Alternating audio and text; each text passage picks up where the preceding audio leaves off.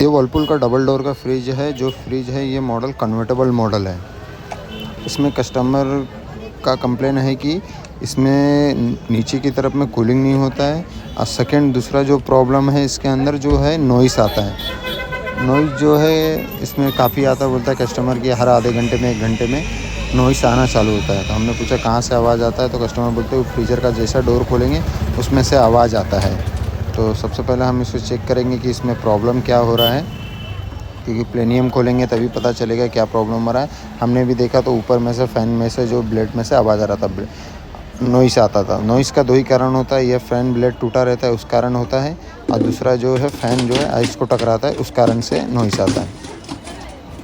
तो इसका प्लेनियम खोल के ओपन करके देखेंगे क्या इशू है। इसका जो ब्लेड तो है काफ़ी अच्छा ही लग रहा है, ब्लेड में तो कोई इशू नहीं है। जो ऊपर साइड में देख रहे हैं जहाँ फ़ैन फिटिंग होता है वहाँ पे जो है फ़ैन का आइस से टकरा रहा है, इस कारण से इसमें नॉइस आ रहा है। और दूसरा जो कूलिंग नहीं होने का कारण है इसमें गैस चोकअप है। आप देख सकते हो ऊपर के लाइन में सिर्फ 3 रो पे ही आइस हो रहा है, नीचे के साइड में नहीं हो रहा है।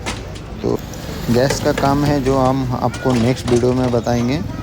अभी तो हम कस्टमर को फ़िलहाल के लिए फ्रिज ऑन करके दे रहे हैं, क्योंकि कस्टमर को यूज करना था फ्रिज को। तो हमने ऊपर का जो फ़ैन की तरफ जो आइस था वो तो हमें निकाल के दे दिया है, क्योंकि फ़ैन को जो टकरा रहा है जिस तरीके से आइस, उसको हमने निकाल के कस्टमर को दे दिया है यूज करने के लिए।